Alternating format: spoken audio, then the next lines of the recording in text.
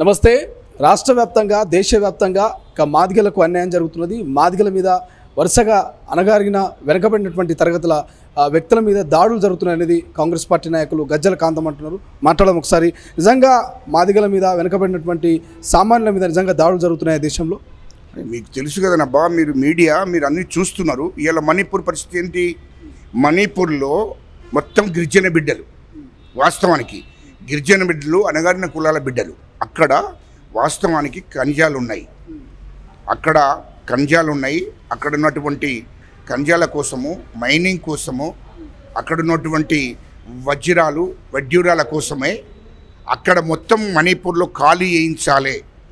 అక్కడ గిరిజనులను అణగారిన కులాలను ఖాళీ చేయించాలి. మణిపూర్ను ఖాళీ చేయిస్తే ఆదాని అంబానీకి దాన్ని అప్పయిపోవాల్సిన అవసరం ఉంది అని ముందే ప్లాన్ చేసి ఆలోచన చేసి ఈ దేశ ప్రధానమంత్రి నరేంద్ర మోడీ గారు ఆలోచన చేసి వాళ్ళను ఖాళీ చేయమంటే చేస్తలేరు. కాబట్టి 1000 మందికి దాదాపు ప్రైవేట్ రౌడీలకు, బీజేపీ గుండాలకు తుపాకులు ఇచ్చి వాళ్ళ మీద పట్టపగలు మహిళల మీద అత్యాచారాలు, మానభంగాలు చేసి చంపేసినటువంటి పరిస్థితి.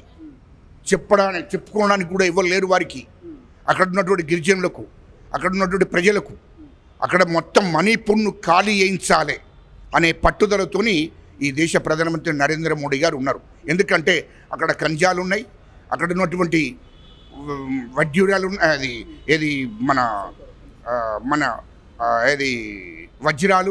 వడ్యూరాలు, తర్వాత అనేకమైనటువంటి మైనింగు, ఇవన్నీ ఉన్నాయి, వాస్తవం అక్కడ ఉన్నాయి. అవిటి ఖాళీ చేయిస్తే, వీళ్ళని ఖాళీ చేయిస్తే తప్ప అడవి అది మొత్తము గిరిజనులను మొత్తం ఖాళీ చేయించాలి, క్రిస్టియన్లను ఖాళీ చేయిస్తే అక్కడ బడాబాబులకు, ఆదానికి, అంబానికి అప్పయిప్పాలనే ఆలోచనతోని ఆ రాష్ట్రాన్ని ఖాళీ చేయించడం కోసం ప్రైవేట్ గుండాలకు తుపాకులు ఇచ్చిందంటే, లైసెన్స్ లేకుండా ప్రైవేట్ బీజేపీ గుండాలకు, రౌడీలకు తుపాకులు ఇచ్చి పట్టపగలు 1000 మందిని ఎన్కౌంటర్ చేసి చంపేశారు. 1000 మంది మహిళలను నడి రోడ్డు మీద బట్టలిపి మానభంగాలు చేశారంటే ఎంత దుర్మార్గమైన వ్యవస్థ. ఇయ్యలో గజ్జల కాంతం గారు, ప్రధానంగా ఎస్సీ వర్గీకరణకు సంబంధించి దోహదపడేది మేమే అంటున్నారు.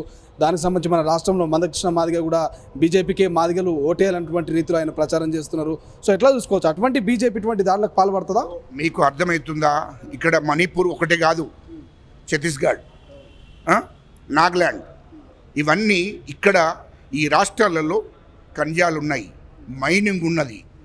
ఈ రాష్ట్రాల్లో ఉన్న గిరిజనులను దళితులను ఆ రాష్ట్రాల నుంచి ఖాళీ చేయించాలని చేస్తలేరు. కాబట్టి పోలీసులను, ఇటు ప్రైవేట్ గుండాలకు తుపాకులు ఇచ్చి వాళ్ళని ఎన్కౌంటర్లు చేపిస్తున్నారు. వాళ్ళ మీద దాడులు జరుగుతున్నాయి, మహిళల మీద మానభంగాలు జరుగుతున్నాయి. ఇవన్నీ జరుగుతున్నాయి. మందకృష్ణ గారు, మనం చూస్తలేవా నువ్వు? ఇవన్నీ జరుగుతున్నాయి. హర్యానాలో మొన్న దాడులు, ఇవన్నీ కళ్ళ గట్టినట్టు చూస్తున్నారు, మీడియా చూపిస్తుంది. అక్కడ ఉన్నటువంటి పరిస్థితులు కూడా చూస్తున్నారు. అలాంటి బీజేపీకి ఈ రాష్ట్ర ప్రజలు ఓట్లు వేయమంటే ఎట్లా వేస్తారు అని నేను అడుగుతున్నా. ఇవాళ ఆ రాష్ట్రంలో ఉన్నటువంటి ఛత్తీస్గఢ్ కానీ, నాగాలాండ్ కానీ, మణిపూర్ కానీ, హర్యానా కానీ, ఇన్ని రాష్ట్రాలలో దళిత గిరిజనుల మీద, అణగారిన కులాల మీద, క్రిస్టియన్ల మీద దాడులు జరుగుతుంటే, ఒక దిక్కు చంపేస్తుంటే, ఏమిటికి చంపేస్తున్నారు? వీళ్ళని ఖాళీ చేయించాలి ఆ రాష్ట్రాల నుంచి. ఈ దళిత గిరిజనులు, ఇక్కడ ఉన్న అణగారిన కులాలు అడవులలో ఉన్నారు, అడవులలో మైనింగ్ ఉన్నది, ఖనిజాలు ఉన్నాయి. కాబట్టి వీళ్ళని ఖాళీ చేయిస్తే ఆ రాష్ట్రాలను బడాబాబులకు అప్పయిపితే ఆ బడాబాబులు ఆ రాష్ట్రంలో ఉన్న సంపదను దోచేసి ఈ దేశాన్ని దోసుకోవడం కోసమే నరేంద్ర మోడీ ప్రయత్నం చేస్తున్నాడు. అది బడాబాబులకు అప్పయిపాలను చూస్తున్నాడు.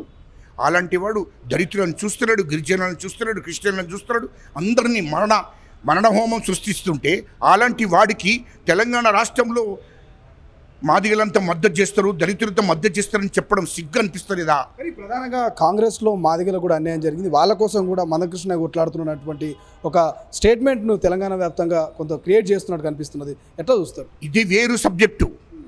వీళ్ళు పార్లమెంటు సీట్లు ఇవ్వడంలో కొంత పార్టీ కొంత ఇబ్బంది కలిగజేయవచ్చు. కానీ ఇది ప్రస్తుతానికి కదా, ప్రస్తుతానికి ఇయ్యలో మరణహోమం జరుగుతుంది దేశంలో 4 రాష్ట్రాలలో. అక్కడ కూడా దళితులను చంపేస్తున్నారే. ఇవాళ ఉత్తరప్రదేశ్లో 4000 మంది బిడ్డలను, దళిత బిడ్డలను చంపిస్తే 2014 నుంచి 2023 దాకా 4,000 మంది దళిత బిడ్డలను చంపేస్తే ఇప్పటి వరకు దాని మీద విచారణ లేదు, కేసులు పెట్టలేదు, అరెస్టు చేయలేదు. గుజరాత్లో 41,000 మంది మహిళల మీద, దళిత గిరిజన మహిళల మీద ఇయ్యలో వాళ్ళను అత్యాచారాలు చేసి అసలు వాళ్ళ అడ్రస్ కూడా లేవు. ఏ దేశానికి తీసుకుపోయినరా, చంపేసినరా అనే అడ్రస్ కూడా లేదు. గాలాంటి చరిత్ర ఉన్న బీజేపీకి ఓట్లేయమనంటే నువ్వు వర్గీకరణ, మరి వర్గీకరణ 2017లో కూడా మందకృష్ణ గారు బహిరంగ సభ పెట్టాడు జనగణ్ గ్రౌండ్లో. దానికి వెంకయ్య నాయుడు వచ్చాడు, కిషన్ రెడ్డి వచ్చాడు. మరి అప్పుడు ఎందుకు చేయలేదు బీజేపీ అధికారంలో ఉంది కదా. 2017 నుంచి ఇప్పటిదాకా వర్గీకరణ ఎందుకు చేయలేదు?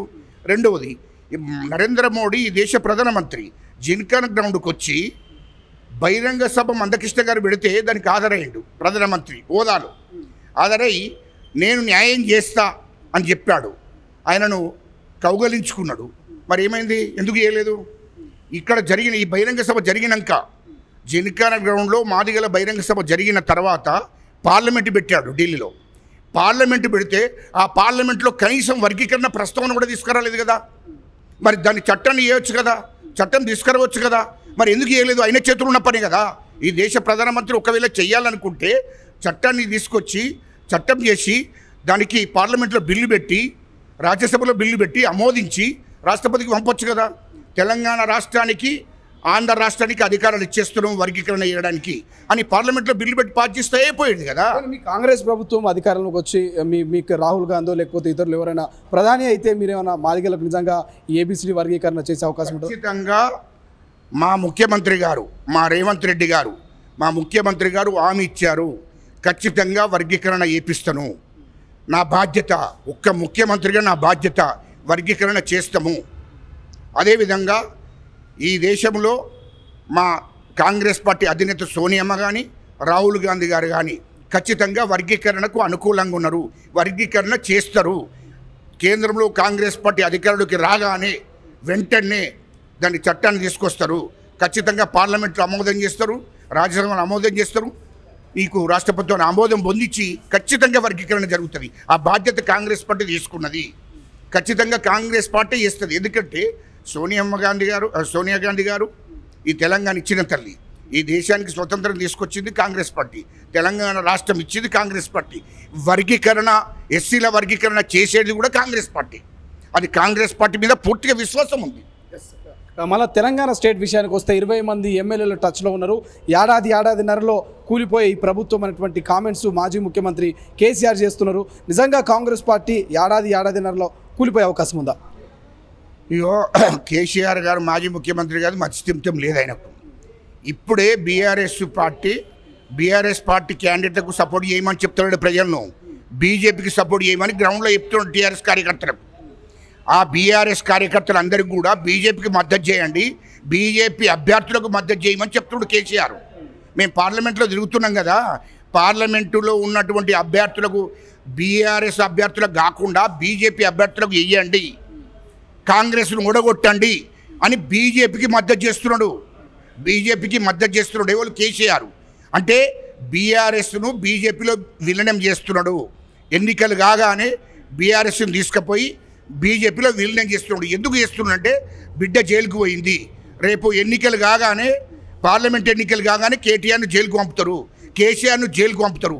కాబట్టి ఆ భయంతో అసలు బీఆర్ఎస్ పార్టీనే బీజేపీలో విలీనం చేస్తున్నారు. మరి అలాంటి వాళ్ళు ఇలా 20 మంది టచ్లు, ఎవరికే 20 మంది టచ్లు ఉన్నది కేసీఆర్, నీకు టచ్లు ఉంటారా? నువ్వు 10 ఏళ్ళ పరిపాలన చూడలేదా? నువ్వు పెద్ద మోసగాడి అని తెలియదా? ఈ తెలంగాణలో నువ్వు పరిపాలన చేసినప్పుడు 10 ఏళ్ళు పరిపాలన చేశావు, 3 లక్షల కోట్ల రూపాయలు దోపిడీ చేశావు, ఈ రాష్ట్రాన్ని మొత్తం నాశనం చేసి, ఆర్థికంగా మొత్తం నాశనం చేసి, బడ్జెట్లో రూపాయి లేకుండా ఖాళీ చేసి దిగిపోయినావు. అది ఈ ఎమ్మెల్యేలకు తెలుసు, ప్రజలకు తెలుసు. కాబట్టి నిన్ను నమ్మే పరిస్థితుల్లో లేరు. ఖచ్చితంగా నిన్ను నమ్మరు. బీజేపీని, బీఆర్ఎస్ ఒకటే కాబట్టి నమ్మే పరిస్థితులు లేరు. ఇది కాంగ్రెస్ పార్టీని నమ్ముతారు. ఖచ్చితంగా కాంగ్రెస్ పార్టీ 14 పార్లమెంట్ గెలవబోతుంది. Thank you so much. ఇది మొత్తం మీద ఇక బీఆర్ఎస్ను, బీజేపీని నమ్మే పరిస్థితి లేదు. 14 సీట్లు ఖచ్చితంగా పార్లమెంట్ ఎన్నికల్లో తెలంగాణ ప్రజలు ఇస్తారంటూ కూడా గజ్జల కాంతం చెప్తున్నటువంటి పరిస్థితి. కెమెరా పర్సన్ అజయ్తో శ్రీశైలం, తొలి వెలుగు, హైదరాబాద్.